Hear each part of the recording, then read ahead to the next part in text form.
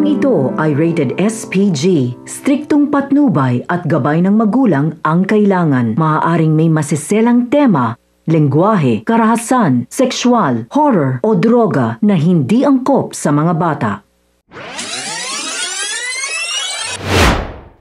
Mga kapamilya, narito ang mga pinakamainit na tagpo sa FPJ's Batang Quiapo. Buong akala nga ng pamilya Benito na sunerte na sila sa grupo na kanilang nabiktima.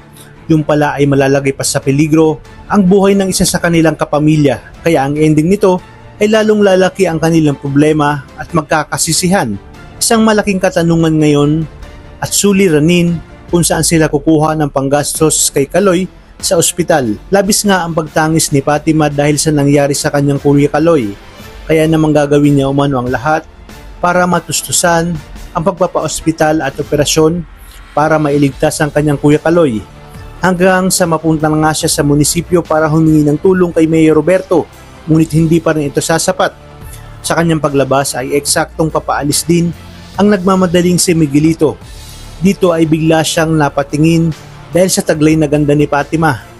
Kaya namang gagawa siya ng paraan para mapasa kanya ito. Napag-alaman niya na nangangailangan si Fatima ng malaking halaga ng pera para sa kapatid nito. Kung kaya't nag-alok siya ng tulong at syempre, hindi siya makakapayag na walang kapalit. At dahil naibigay na ang pera, ay wala nang pamimilian pa si Fatima. Kasama siya kay Miguelito sa isang eksklusibong hotel at lahat ng sasabihin ni Miguelito ay kanyang susundin. Dito nga ay napaluha na lang siya habang tinatanggal ang saplot sa kanyang katawan. Ipinangako naman ni Miguelito na kapag siya ay nanalo sa eleksyon, ay tiyak umanong hindi na maghihirap pa itong si Fatima.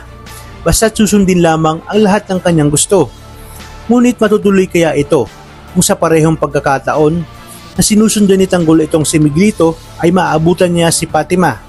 Si Tanggol kaya ang tutulong sa dalaga upang hindi maituloy ni Miguelito ang kanyang masamang balak. Ang sagot ay posible at pwedeng magkaroon ng utang na loob si Fatima kay Tanggol. Mas pipiliin niya nga si Tanggol dahil malalaman ni Fatima na galing din sa makapangyarihang pamilya itong si Tanggol.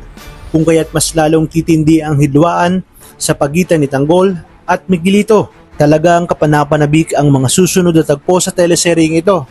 Kaya naman tuloy-tuloy ang pagsubaybay. Maraming salamat sa inyong panonood at pagpalain tayong lahat, kapamilya.